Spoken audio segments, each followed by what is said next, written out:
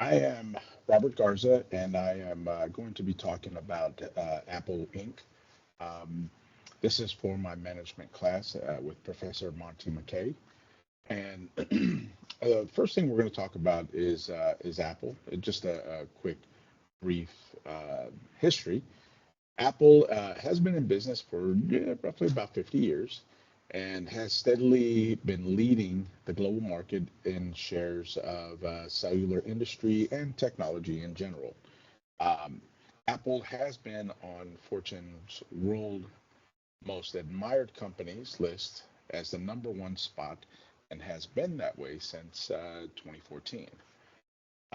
Currently, the major products that Apple has on the market are going to be the iPhone, the AirPods, the AirPod Max, which is now a over-the-ear speaker headphones, the iPad, MacBook, the Mac itself, which is also a desktop PC, and also there's the Apple TV, Apple Watch, Apple AirTag, the Vision Pro, which is their version of the VR headset, and of course the iCloud. Now, um, the area that I chose to discuss for their shortcomings is going to be the innovativeness. And I have a unique perspective in this. So back in 2007, I was working for a company called Nokia, who also made cell phones, and they were in development with a lot of phones that had already stuff like music player, video player, things like that. They were already coming out with video calls and so on and so forth. A lot of the technology that we see today as just a standard piece of equipment on any kind of a phone. Well, in 2007, iPhone came out. The iPhone was released by Apple, and for those that were in the actual industry already, they were almost laughed at, and the reason being is at that time I believe we were already on a 4G network. That was kind of the latest and greatest. I think that the next one up was going to be the LTE network. Um, and so this was going to be the newer technology. The previous technology before 4G was 3G, and then of course was 2G, and then the first generation of cellular phones. Apple, when they came out with their iPhone, they ended up choosing to go on a 3G network. So that was kind of that was kind of the running joke.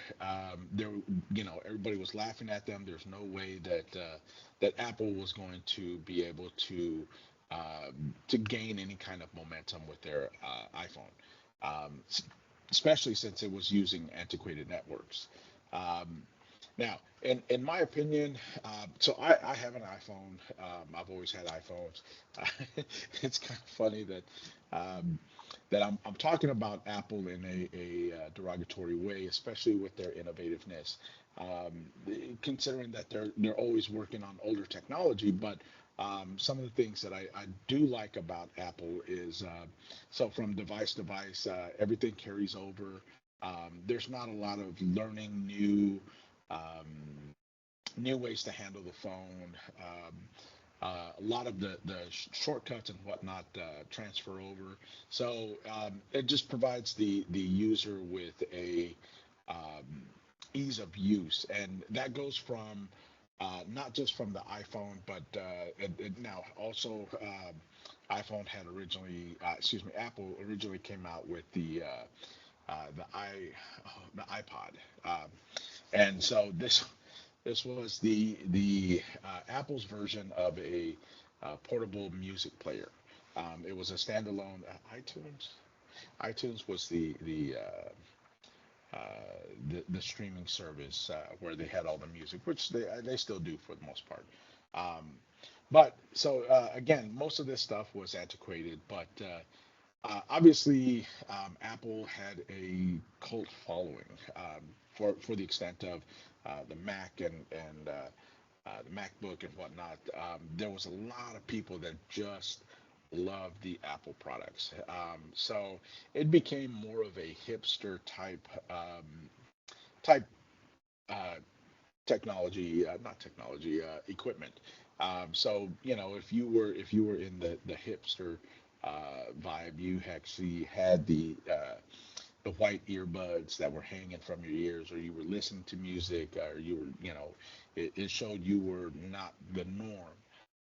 And so, of course, their trending started to go upwards from there. A lot of people wanted to be continue to be associated with the newer technology.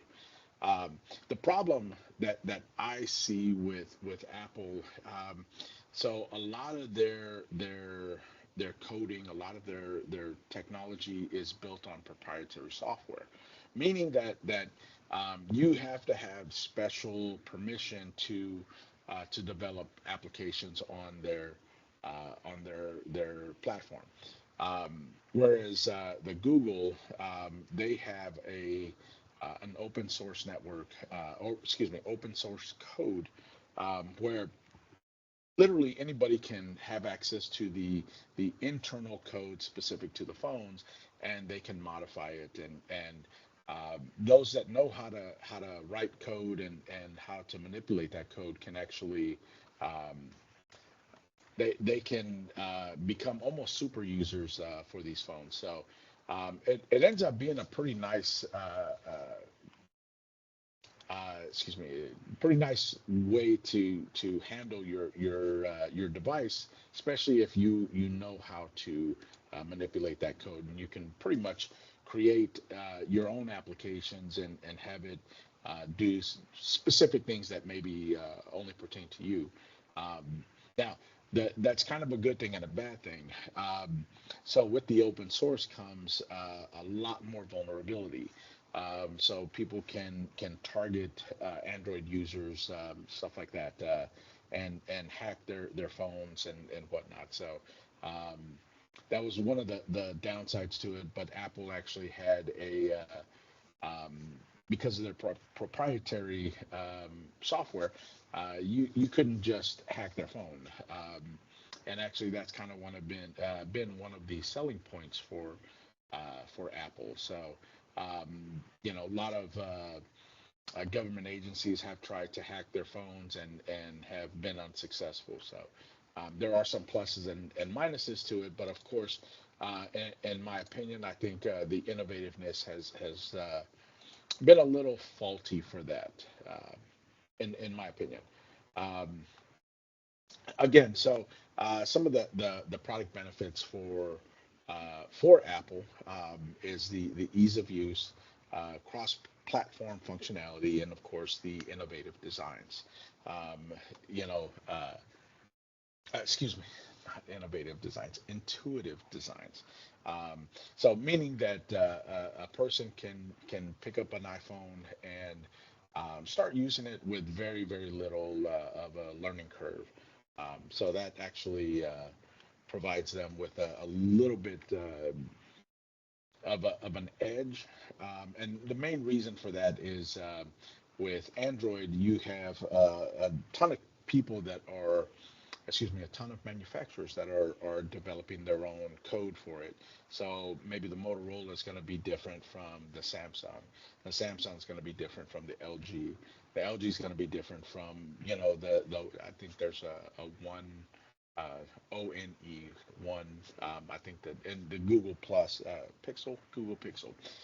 So there are many different manufacturers that are coming out with their own version of Android. So um, you basically have to learn how to use each specific one. Whereas Apple, if you go from the Apple, excuse me, the iPhone 13 to the 14 to the 15 to the 16, whatever number they're on at this point, um, it's going to be the same user experience from one to the other. So that to me is a benefit, but of course, just they're always just a little bit behind since you don't have a shared ability to code that they're on their network. So um, thank you.